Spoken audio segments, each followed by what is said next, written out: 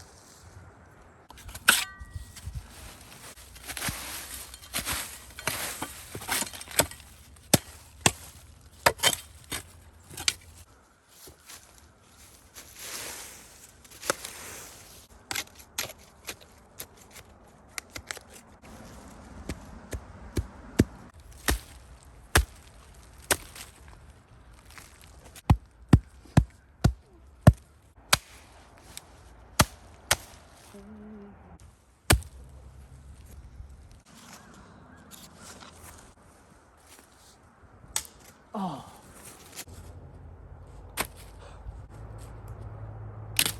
Oh. That's one. That's a point.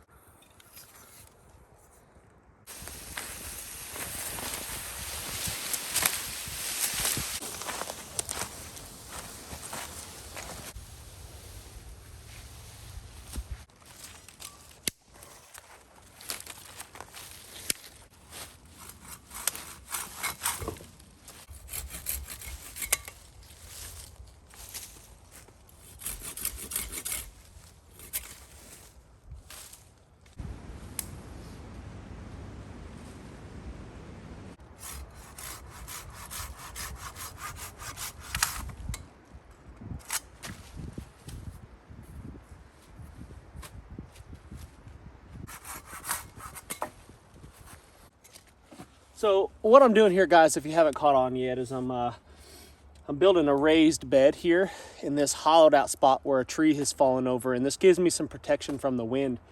And I'm just gonna insulate this bed as best I can with these two trees. So these two small pine trees in that pine thicket over there, yes, I killed 2 pine trees, but trust me, they will be replaced really, really quickly. They grow really fast, they sprout up really fast, there's plenty to go around. Anyway, and plus they're my trees. This is on my property, so I could do with them what I will.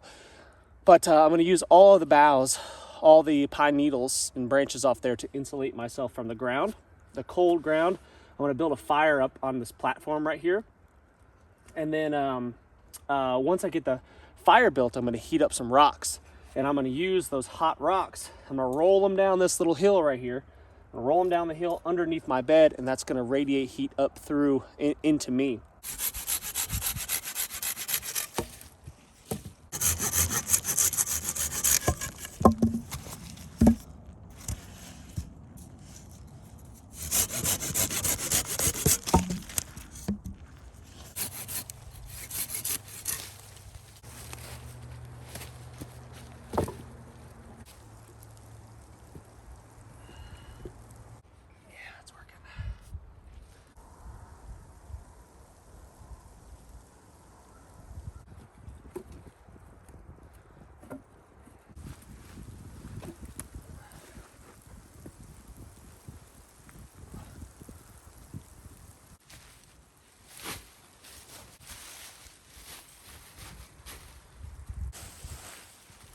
These leaves are pretty wet, but they'll still serve their purpose. They're still gonna serve the insulating purpose that I'm looking for. I only need my bed to really cover from you know, my head down to my knees for the most part. Everything else is not really that necessary. So I'm gonna really work on kind of closing that part in, so when I shove a hot rock underneath there, that heat will radiate through that smaller space and not just be wasted outside. Starting to come down pretty good right now.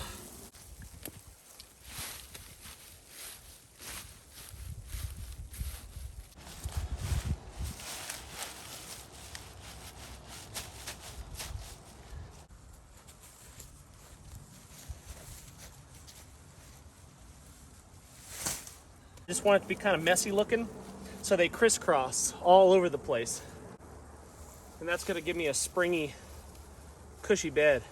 There's a lot of ways to do this. This is just one way that works for me. This particular method, well, this is kind of a variation of it, I guess, but this particular method I learned from Alan Kay, and it's worked really well for him as well. That's why it's so cold to sleep in a hammock during the wintertime with just a sleeping bag, because you compress all the insulation that's underneath you, and it just doesn't work anymore. So by making this ladder, I can't compress it enough to get me to touch the ground. It just won't happen no matter how long I lay on it.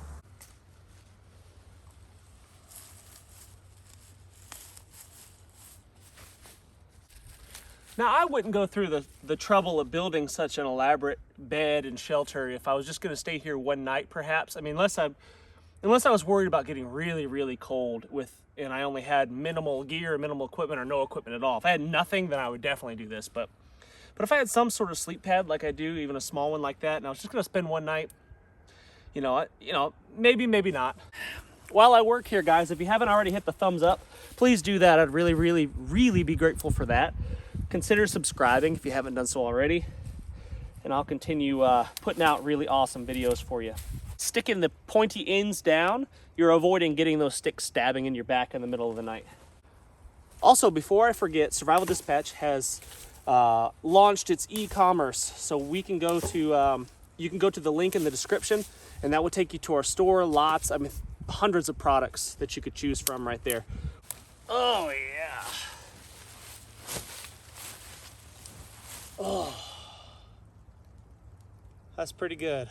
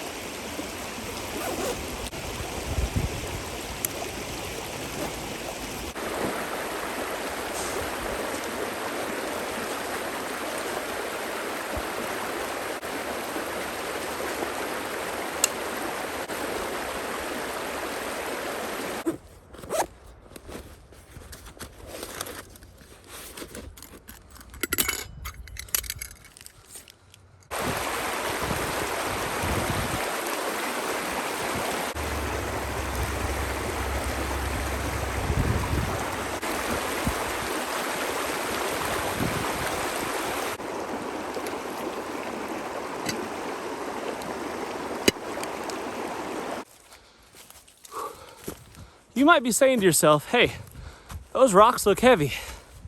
Why don't you just camp closer to where you're gonna get the rocks? Well, because while there's some rocks up here, up on this high side of the hill, they're buried and I'd have to dig for them. The easiest place to access good rocks is down in the creek, but it's cold down there, and at night it's gonna get really cold down there. So I'm gonna do a little bit of hiking to fetch the rocks that are easier to get.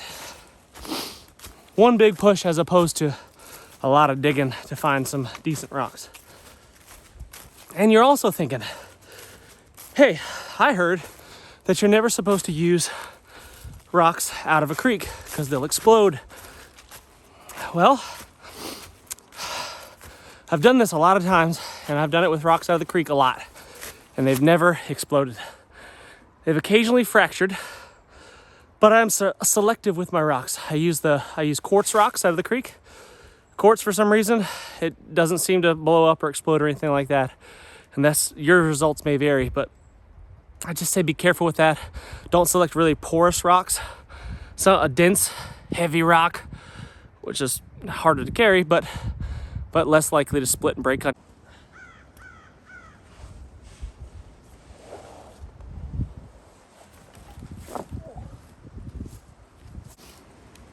Super important when you know you're going to do some physical activity and start to sweat a little bit, to shed some layers so you don't soak through those layers of sweat, because as soon as you stop moving, almost immediately you get cold.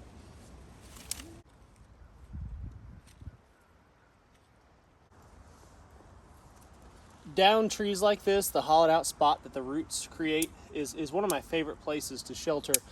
It just feels nice and cozy, right? I'm sheltered on one complete side, and this side even is blocking me from the wind just a little bit. It's pretty windy today. You can probably hear it on the camera.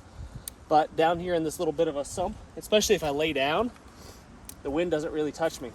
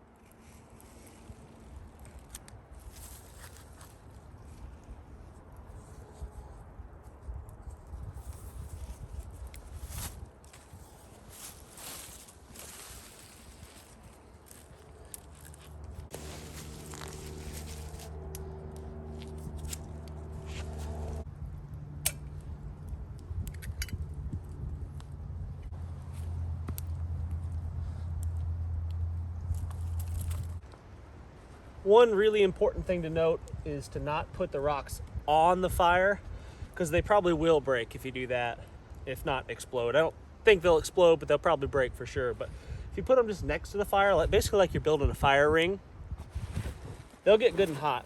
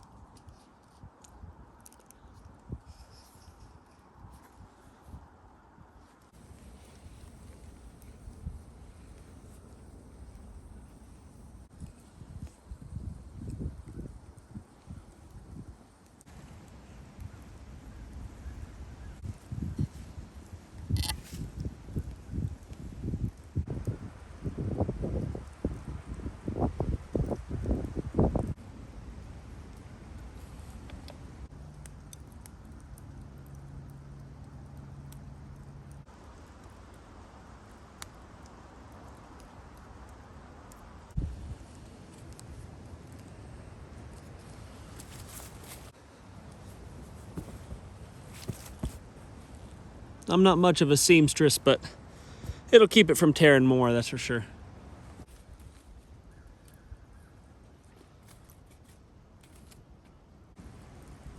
This fire's been burning for, I don't know, let's say maybe an hour now.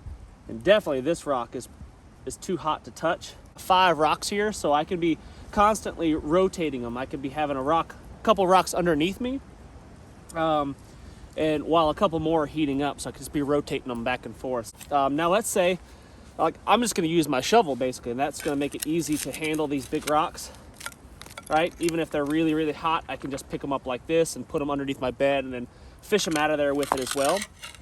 But something that would probably work even better, and let's say you didn't have a handy dandy shovel like this, you can make yourself some tongs. Now, obviously, since it's starting to snow on us again, it'd be a very good idea to have some sort of cover over top of us to protect us from any precipitation. But it's very difficult to see what I'm doing if I've got a cover over top of me.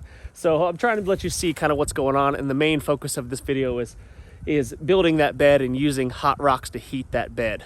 You guys can imagine what it would look like with a cover over top.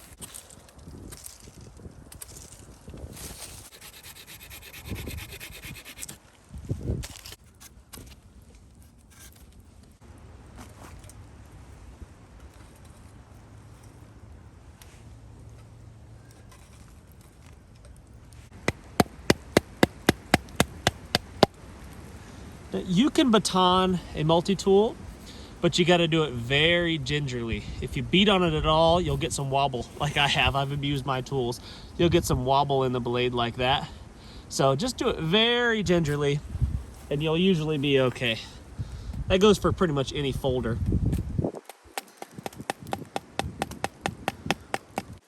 But if you have a larger tool, such as a sharp shovel like this one, you can make short work of it.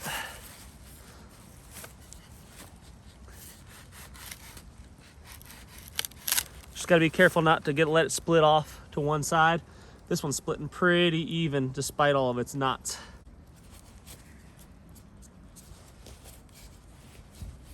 Just wrapping paracord pretty tight around this portion down to where I've split it, because I'm going to spread this thing apart and I don't want it to split any further.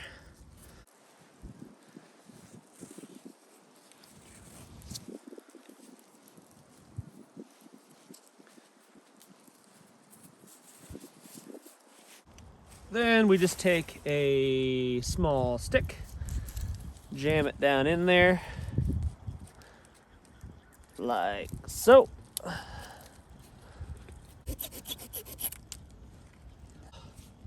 We've got some quickie tongs, some quickie bushcraft tongs that will allow us to pick up our rocks without burning our hands.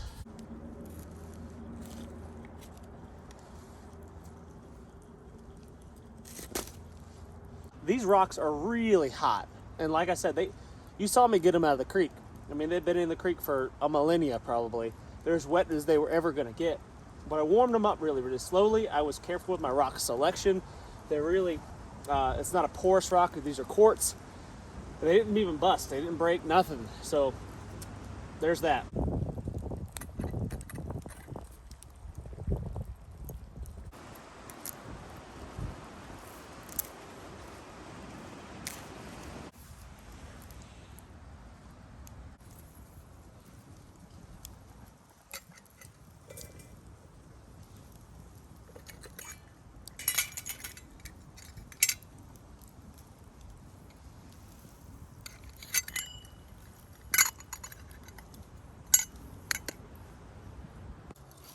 Let's get one under there. So I left a hole right underneath my bed, a small entryway, so I can get my rocks in there.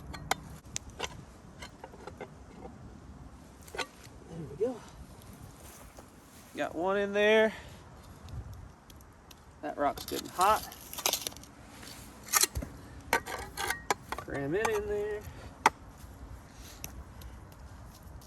And then we'll just rotate some of the other ones in front of the fire that aren't getting hot yet. Oh yeah, and you can just feel there's a hole right here where I put in my put my rocks in. You can feel the heat coming out of there. So what I would want to do is maybe use something like this or my pack. I'm gonna lay my pack right here, and I can just block that hole because I closed it in all the way everywhere else. So let's use my sleep pad there. Since I've got my wool blanket and I built myself a really nice bed, I can just lay on that and enjoy the warmth coming up.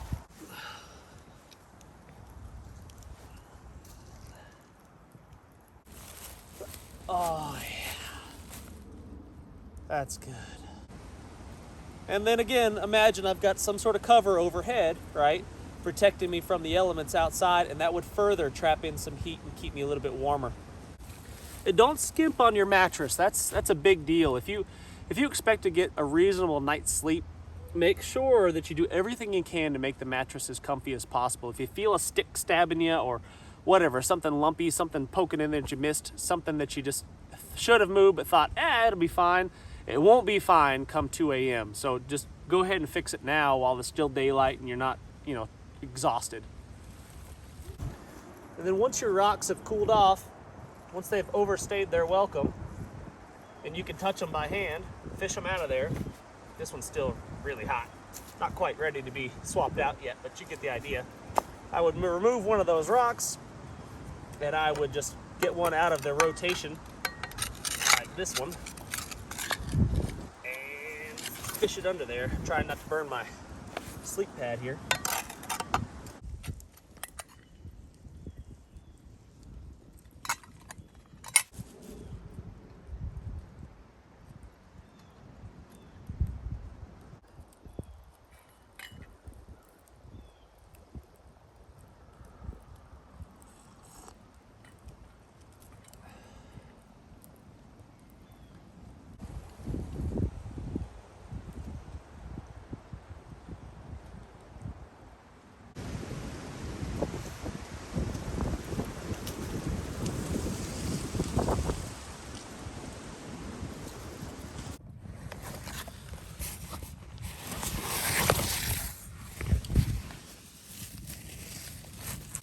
There's a rock. I don't know if you can see it dark in there, but there's a rock directly underneath my butt right now. And you could just feel, the heat radiating up through the bed. Hey guys, thanks so much for watching. I really, really do appreciate it. Make sure you're leaving comments. It really helps a lot. For today's comment, you can tell me what your favorite color is, what's your favorite flavor of ice cream. You can tell me, would you prefer a multi-tool or a sharp shovel in a scenario just like this one? What would you prefer? Anyway, leave that in the comments. I'd be really grateful for it. See you next time.